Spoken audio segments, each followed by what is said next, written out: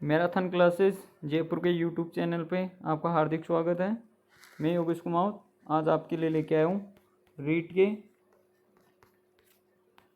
SST level 2 के लिए बहुत महत्वपूर्ण 60 क्वेश्चन जो आपकी तैयारी को और भी मजबूत करेंगे। और ये वही 60 क्वेश्चन हैं जो पिछली बार किसी न किसी एग्ज़ाम में आए हुए हैं, जैसे second grade, RAS, Rajasthan police, UP TET, इनमें आरएएस में इनमें आए हुए हैं। तो ये क्वेश्चन बहुत महत्वपूर्ण रहने वाले हैं और इनमें से भी बहुत सारे क्वेश्चन मिलने की संभावना रहेगी। तो देखते हैं बिना की देरी किए हुए। पहला क्वेश्चन, टिहरी पन बिजली कॉम्प्लेक्स निम्न में से किस एक नदी पर अवस्थित है? तो टिहरी पन बिजली कॉम्प्लेक्स ये भागीरथी नदी के ऊपर है और ये उत्तराखंड राज्य में स्थित है। उत्तराखंड राज्य में स्थित है। और जो टिहरी बांध है, टिहरी बांध वह भी उत्तराखंड में है भागीरथी नदी पर। इसके बाद अपन देखते हैं नेक्स्ट क्वेश्चन। तो नेक्स्ट क्वेश्चन, दूसरा क्वेश्चन, बहुउद्देशीय नदी घाटी परियोजना को आधुनिक भारत का मंदिर किसने कहा था? तो पंडित जवाहरलाल नेहरू ने बहुउद्देशीय नदी घाटी परियोजनाओं को आधुनिक भारत का मंदिर का है। और जो भाखड़ा बांध था, भाखड़ा बांध, इसको चमत्कारी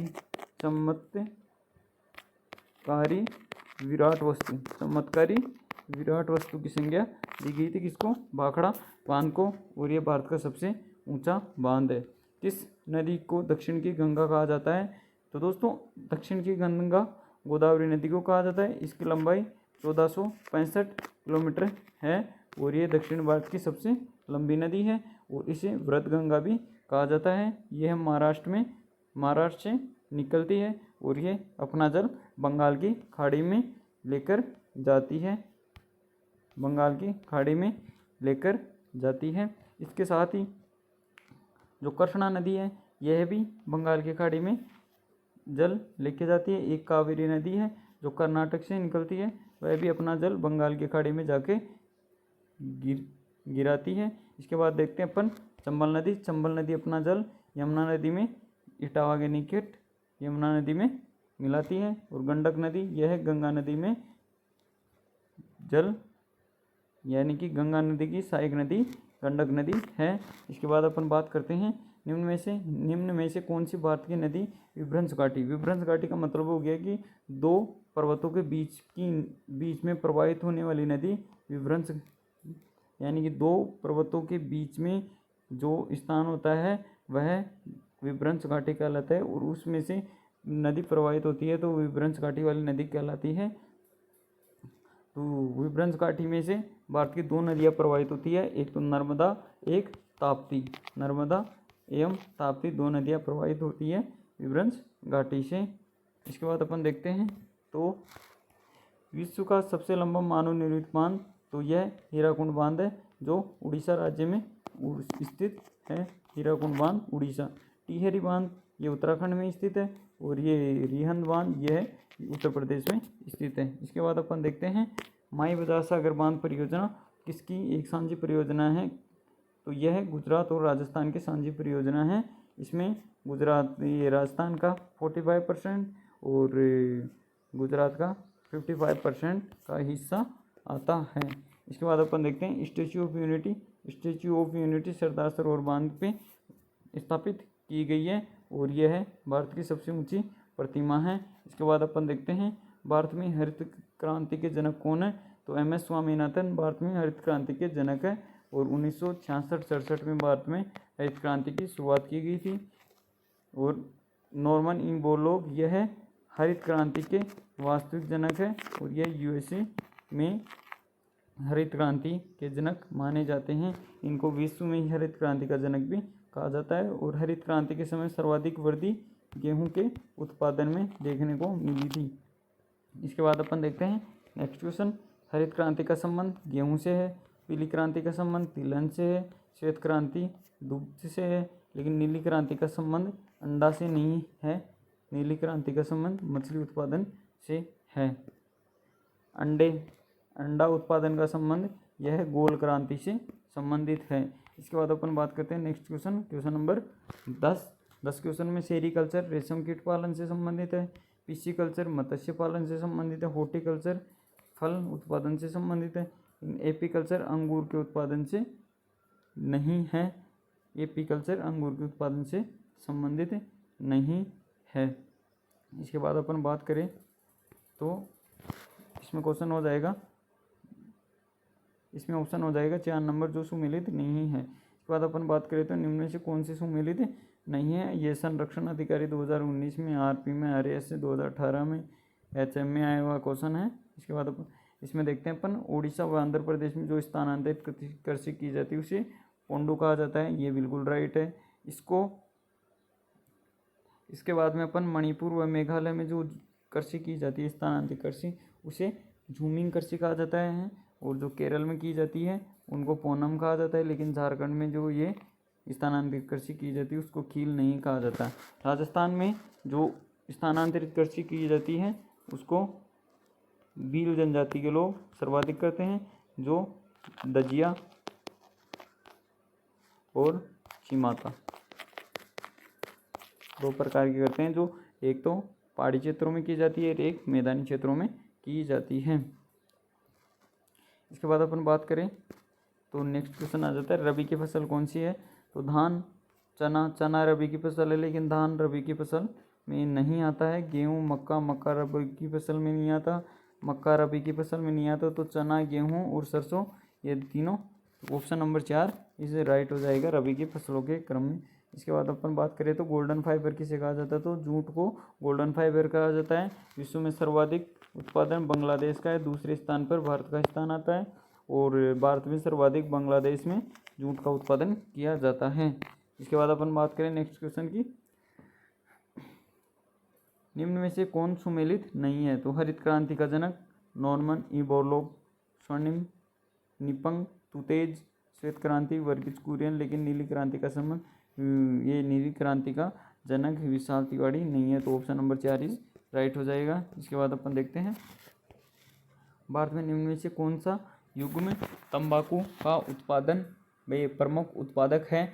तो इसमें अपन देखते हैं गुजरात इज राइट। लेकिन आंध्र प्रदेश वर्तमान में दोस्तों ये आंध्र प्रदेश चेंज हो गया है, इसकी जगह महाराष्ट्र, दूसरा स्थान महाराष्ट्र का हो गया है। तो इसमें 15वें में गुजरात एवं Maharashtra is right answer of this question. इसके बाद अपन बात करें क्वेश्चन नंबर 16 की, निम्न में से कौन सा सुमेलित नहीं है। जलोढ़ मृदा उत्तर प्रदेश में बिल्कुल राइट है। लाल व पीली मृदा छत्तीसगढ़ में, ये मुख्य रूप से रांची के पठार पे और छोटा नागपुर के पठार के दक्षिणी साइड में पाई जाती है। इसके बाद अपन बात करें रेगर मृदा, यह महाराष्ट्र में पाई जाती है, इसी राइट। लेटेराइट मृदा ये पंजाब में नहीं पाई जाती। लेटेराइट मृदा मुख्य रूप से केरल, कर्नाटक, तमिलनाडु का जो तटीय भाग है उसके जस्ट पूर्व एवं पश्चिमी साइड में पाई जाती है। इसके बाद अपन बात करें नेक्स्ट क्वेश्चन, निम्न में से कौन सुमेलित नहीं है। तो जलोढ़ मिट्टी नाइट्रोजन ह्यूमस की मात्रा, यानी कि जलोढ़ मिट्टी में नाइट्रोजन ह्यूमस की प्रधानता होती है, ये भी बिल्कुल राइट है। इसके बाद अपन बात करें तो काली मृदा, इसमें लोहे का अभाव पाया जाता है, ये भी बिल्कुल राइट है। लाल मिट्टी, इसमें अत्यधिक निक्षालन, दोस्तों सर्वाधिक निक्षालन पाया जाता है काली मिट्टी में। इसके बाद अपन बात करें लेटराइट मिट्टी, इसमें पोटासियम जैव पदार्थों की मात्रा अधिक पाई जाती है, ये भी बिल्कुल राइट है। लेकिन जो ये लाल मिट्टी में अत्यधिक निक्षालन, ये question option number 3 is right हो जाएगा। इसके बाद अपन बात करें तो लेटराइट मृदा का प्राधान्य है। तो इसमें अपन ने देखा था अभी जो केरल, कर्नाटक एवं तमिलनाडु, तो इसमें ऑप्शन नंबर दोनों दे रखे हैं कि मालाबार का तट जो केरल का तट कहलाता है, केरल के आसपास वाला, और जो कोरोमंडल का यह तमिलनाडु का कहलाता है। लेकिन अगर दोनों ऑप्शन में दे रखे सर्वाधिक मात्रा केरल में पाई जाती है लेटराइट मृदा की, और इस मृदा इसका जो केरल का या फिर मालाबार तट का जो तटीय भाग होता है वहाँ पर थोरियम धातु के अवशेष पाए जाते हैं। किसमें? मिट्टी में थोरियम धातु के अवशेष पाए जाते हैं। इसके बाद अपन बात करें नेक्स्ट क्वेश्चन की, तो किस मृदा का निर्माण लावा द्वारा होता है। तो जो काली मृदा है इसका निर्माण लावा के द्वारा होता है, और ये दक्कन के पठार में पाई जाती है, दक्कन के पठार में सर्वाधिक मात्रा में पाई जाती है। और इसमें ह्यूमस की मात्रा, उमस धारण करने की मात्रा सर्वाधिक मात्रा में पाई जाती है। इसके बात करें नेक्स्ट क्वेश्चन के, किस मृदा का विस्तार भारत में सर्वाधिक क्षेत्र पर है। तो यह है जलोढ़ मृदा पे, जो उत्तर का मैदान है, जिसे गंगा ब्रह्मपुत्र का मैदान कहा जाता है, वह सर्वाधिक जलोढ़ मृदा के लिए जाना जाता है। इसके बाद करें नेक्स्ट क्वेश्चन की। क्वेश्चन नंबर 21, निम्न में से कौन सा सत्य नहीं है? तो इसमें आ जाएगा खनिज एवं जैव पदार्थों का सही मिश्रण मृदा को उपजाऊ बनाता है। ये बिल्कुल राइट है। मृदा निर्माण के मुख्य कारण जनक, शेल का स्वरूप और जलवायविक कारण है। ये भी बिल्कुल राइट है। ह्यूमस मृदा के सबसे गहरे वाले भाग में पाई जाती है। ये बिल्कुल रॉन्ग है। उच्चावच तुंगला व ढाल मृदा के संचय को निर्धारित करते हैं। ये भी बिल्कुल राइट है। लेकिन जो ह्यूमस मृदा में सर्वाधिक ह्यूमस की मात्रा गहरे वाले भाग में ना पाकर ऊपर और मिडल वाले भाग में ही ह्यूमस की मात्रा सर्वाधिक मात्रा में पाई जाती है, और सर्वाधिक ह्यूमस की मात्रा काली मृदा में पाई जाती है।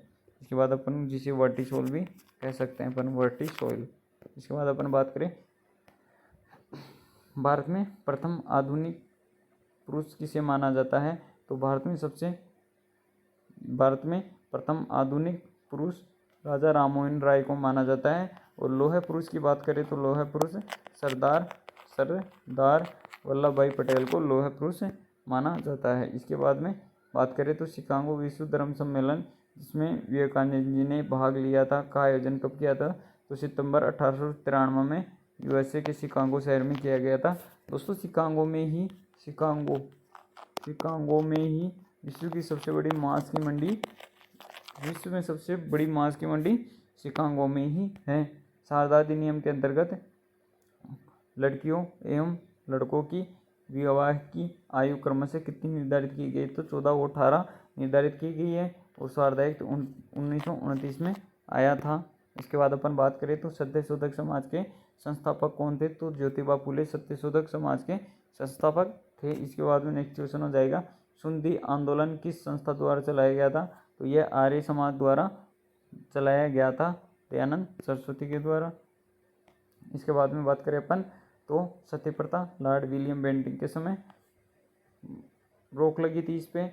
इसके बाद दास प्रथा नॉर्थ ब्रुक, ये बिल्कुल गलत है। दास प्रथा का अंत नॉर्थ ब्रुक के टाइम पे नहीं हुआ था। शिशुवध वेले जली के टाइम पे जो प्रथम रेगुलेटिंग एक्ट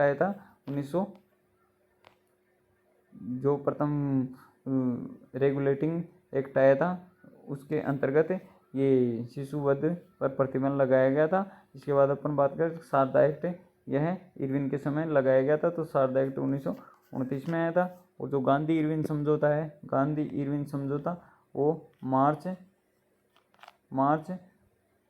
1931 में गांधी और इरविन का समझौता हुआ था। इसके बाद अपन बात करें कौन सा सुमेलित नहीं है? मानव धर्म सभा सूरत में स्थापित, ये बिल्कुल राइट है। दक्कन शिक्षा समाज औरंगाबाद में ना होकर ये हैदराबाद में स्थापित की गई थी। सत्यशोधक सभा पूना में, जिसकी स्थापना ज्योतिबा फुले ने की थी। परमहंस मंडली मुंबई में स्थापित की गई थी। इसके बाद अपन बात करें अखिल भारतीय अस्पृश्यता निवारण संघ की स्थापना किसके द्वारा की गई थी? तो अखिल भारतीय अस्पृश्यता निवारण की संघ की स्थापना महात्मा गांधी के द्वारा की गई थी। इसके बाद अपन बात करें भारतीय राष्ट्रीय कांग्रेस के 1924 के अधिवेशन में महात्मा गांधी द्वारा अध्यक्षता की गई थी। यह बेलगाम में हुआ था। इसके बाद अपन बात करें तो भारत में गांधी जी का प्रथम आंदोलन चंपारण था। चंपारण के किसानों को नेतृत्व करने के लिए गांधी जी ने किसको आमंत्रित किया था? तो गांधी जी ने राजकुमार शुक्ला को आमंत्रित किया था चंपारण आंदोलन के दौरान। असहयोग आंदोलन को समाप्त करने का निर्णय कांग्रेस ने किस बैठक में लिया था? तो बारदोली बैठक हुई थी 1922 में। और असहयोग आंदोलन 1 अगस्त 1920 को स्टार्ट हुआ था। और चोरी कांड के कारण असहयोग आंदोलन को वापस लेना पड़ा था। गांधी इरविन समझौता, तो अभी मैंने आपको बताया गांधी इरविन समझौता कब हुआ था? तो 5 मार्च 1931 को गांधी इरविन समझौता हुआ था। और गांधी इरविन समझौता जिसका अनुमोदन कांग्रेस के कराची अधिवेशन में किसकी मध्यस्थता के कारण हुआ था? तो तेज बहादुर सप्रू की मध्यस्थता में या अध्यक्षता में इसका अधिवेशन हुआ था। इसके बाद नेक्स्ट क्वेश्चन की बात करें तो 34 में असहयोग आंदोलन 1920, ये सही है। बंगाल विभाजन 1905 में हुआ था। और 1906 में कांग्रेस का विभाजन हो गया था। चोरा चोरी कांड 1922 में हुआ था, लेकिन खेड़ा आंदोलन 1928 में ना होकर 1918 में हुआ था। खेड़ा आंदोलन चंपारण सत्याग्रह के बारे में सही सुमेलित है, तो इसमें चंपारण आंदोलन 1917 में हुआ था, ये भी बिल्कुल राइट है। रोलेट एक्ट जिसे मॉन्टेग्यू चेम्सफोर्ड भी कहा जाता है 1919 में हुआ था। खेड़ा आंदोलन 1918 में। अभी मैंने आपको बताया कि बारदोली सत्याग्रह 1928 में। इसमें सभी ऑप्शन इज राइट हो जाएंगे। सुमेलित नहीं है, कौन सा सुमेलित नहीं है? तो गणपति महोत्सव 1893 में, अभिनव भारत समाज की स्थापना 1904 में, सर्वेंट ऑफ सोसाइटी 1905 में, शिवाजी उत्सव 1885 में नहीं हुआ था, तो इसमें 4 नंबर इज राइट हो जाएगा। इसके बाद अपन बात करें सही सुमेलित नहीं है, द्विराष्ट्र सिद्धांत 23 मार्च 1940 में, यही भी बिल्कुल सही है। पाकिस्तान दिवस 23 मार्च 1943 में मनाया था, ये बिल्कुल राइट है। प्रत्यक्ष कार्यवाही दिवस 16 अगस्त 1946, ये भी बिल्कुल राइट है। तो इसमें 4 ऑप्शन इज राइट हो जाएंगे। इसके बाद अपन देखते हैं नेक्स्ट क्वेश्चन में 38 सही सुमेलित है। मुस्लिम लीग की स्थापना 1906 में हुई थी। बांटो और छोड़ो 1943 में, बांटो और छोड़ो 1943 में, जिन्ना का 14 सूत्रीय मांग पत्र 1932 में, तो इसमें 4 ऑप्शन इज राइट हो जाएंगे। इसके बाद अपन बात करें राष्ट्रीय कांग्रेस के बारे में, सही सुमेलित नहीं है। प्रथम अंग्रेज अध्यक्ष जॉर्ज यूलो, ये बिल्कुल राइट है। मुस्लिम बदरुद्दीन तैयब, ये भी बिल्कुल राइट है। पहला गांव जिसमें अधिवेशन हुआ फैजपुर, ये भी बिल्कुल राइट है। लेकिन पहली भारतीय महिला थी सरोजिनी नायडू, पहली भारतीय महिला सरोजिनी नायडू थी, तो इसमें गलत ऑप्शन हो जाएगा इस 4 नंबर। इसके बाद अपन बात करें कौन सा दिवस रोलेट एक्ट के हिंसक के रूप में मनाया जाता है? 6 अप्रैल 1919 को रोलेट एक्ट के हिंसक के रूप में मनाया जाता है, 6 अप्रैल 1919 को। बाद में अपन बात करें तो स्वतंत्र भारत होने के समय ब्रिटिश प्रधानमंत्री कौन थे? तो ये इटली ब्रिटिश प्रधानमंत्री थे। सुमेलित नहीं है नेक्स्ट क्वेश्चन। तो नेक्स्ट क्वेश्चन, इंकलाब जिंदाबाद भगत सिंह ने दिया था। हिंदी हिंदू हिंदुस्तान भारतेंदु हरिश्चंद्र ने दिया था, ये बिल्कुल राइट है। थर्ड में हो जाएगा समूचा भारत एक विशाल बंदी ग्रह है, ये चित्तरंजन दास ने दिया था। लेकिन भारत छोड़ो दोस्तों यूसुफ मेहर अली ने भारत छोड़ो शब्द कहा था, लेकिन अंग्रेज भारत छोड़ो यह है कथन महात्मा गांधी ने कहा था। इसके बाद अपन बात करें तो ईश्वरी चंद्र विद्यासागर किस सामाजिक आंदोलन के प्रेरणादाता थे? तो यह विधवा पुनर्विवाह के प्रेरणादाता थे। मारवाड़ में दामनी क्या है? तो मारवाड़ में जो ओढ़नी का प्रकार है उसे दामनी कहा जाता है। इसके बाद में अपन बात करें नेक्स्ट, राष्ट्रीय स्तर पर किस राजस्थानी पोशाक को मान्यता मिली है? तो यह जोधपुरी कोट को मिली है। उदयशाही, अमरशाही, विजयशाही, शहनशाही, ये राजस्थान की पगड़ियों के प्रकार माने जाते हैं। इसके बाद अपन बात करें कौन सा सुमेलित नहीं है? तो ये दामड़ी, मारवाड़ क्षेत्र की महिलाओं द्वारा प्रयुक्त लाल रंग की ओढ़नी, तो ये दामड़ी कहलाती है। पेशवाज, महिलाओं के पूर्ण पोशाक पेशवाज कहलाती है। और कच्छाबू, आदिवासी पुरुषों के लिए सिल्का वस्त्र। आदिवासी लोग जो घुटने के नीचे जो वस्त्र पहनते हैं उनको कच्छाबू कहा जाता है, ना कि आदिवासी पुरुषों के सिल्का वस्त्र। पंचा, शहरिया जनजाति की धोती को पंचा कहा जाता है, इसमें राइट हो जाएगा इस 3 नंबर। इसके बाद अपन बात करें निम्न में से कौन सा सुमेलित नहीं है? खींवण, महिलाओं के नाक का आभूषण, ये भी सही है। खींच, महिलाओं के सिर का आभूषण। कांटा, महिलाओं के नाक का आभूषण। कतरियों, कान का ना होकर ये भी गले का आभूषण है। इसके बाद अपन बात करें कांठल, कांकणी, खुकानी, कंठसरी, यह सब गले के आभूषण है। इसके बाद अपन बात करें तो झेला, जमेला, पीपल पत्रा, अंगोटिया, ये किस अंग के आभूषण है? तो ये कान के आभूषण माने जाते हैं। इसके बाद अपन बात करें नेक्स्ट क्वेश्चन की, तो नेक्स्ट क्वेश्चन हो जाएगा चूंप, ये तो हर एग्जाम में आता रहता है। तो चूंप ये दांत में पहना जाता है। और इसके बाद अपन बात करें डूंगरपुर बांसवाड़ा में कौन सी भाषा बोली जाती है? तो ये बागड़ी भाषा बोली जाती है, जिसे भीली भाषा भी कहा जाता है। इसके बाद अपन बात करें दादूपंत का साहित्य किस भाषा में संग्रहित है?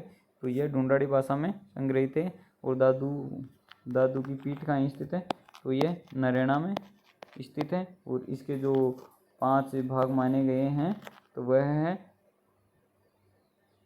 खाकी, खालसा, उत्तरोक्त, विरक्त, ये इसमें इसके 5 माने गए हैं।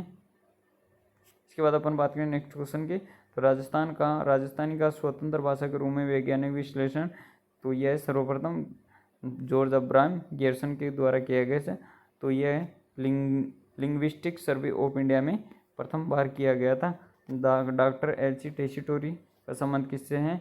राजस्थान के चारण साहित्य से इसका संबंध माना गया है। इसके बाद अपन बात करें तो पृथ्वीराज विजय, तो यह जयानक ने लिखी थी पृथ्वीराज विजय, और पृथ्वीराज रासो यह चंद्रबरदाई के द्वारा लिखी गई थी। इसके बाद अपन बात करें तो राजस्थान में पंचायती राज व्यवस्था की शुरुआत कब की गई थी? तो 2 अक्टूबर 1959 में बगदरी गांव से स्टार्ट की गई थी पंचायती राज व्यवस्था की। उसके बाद में आंध्र प्रदेश में की गई थी। इसके बाद नेक्स्ट क्वेश्चन की बात करें अपन, तो राजस्थान में ग्राम पंचायत के सरपंच, उप सरपंच एवं वार्ड पंच अपना त्यागपत्र किसको देते हैं? तो यह विकास अधिकारी को त्यागपत्र देते हैं, और इनको शपथ कौन दिलवाता है? प्रधान दिलवाता है। इसके बाद अपन नेक्स्ट क्वेश्चन की बात करें तो राजस्थान सरकार ने किस वर्ष 5 विभाग पंचायती राज संस्था को हस्तांतरित किए? 2010 में किए थे। पंचायती राज संस्थाओं के चुनाव करवाने का दायित्व किसके पास होता है? तो राज्य निर्वाचन आयोग के पास में होता है। तो दोस्तों ये थे अपने आज के 60 क्वेश्चन जो एग्ज़ाम के दृष्टिकोण से बहुत महत्वपूर्ण रहने वाले हैं। इनमें से ये वही क्वेश्चन हो जो किसी न किसी एग्ज़ाम में आए हुए हैं, और ये है रीट के सिलेबस के अनुसार ही इसमें ऐड किया गया है कि कौन सा पिछले एग्ज़ामों में आया हुआ है और कौन सा वर्तमान में आने की संभावना है। तो दोस्तों एक बार ज़रूर देखें, ज़्यादा से ज़्यादा शेयर करें ताकि सभी विद्यार्थियों को इसका लाभ मिल सके। दोस्तों आज की क्लास यहीं समाप्त करते हैं। कल दूसरा मॉडल पेपर लेके आपके सामने हाजिर होंगे। तब तक के लिए आपकी पढ़ाई को सुचारू रूप से जारी रखें। धन्यवाद दोस्तों।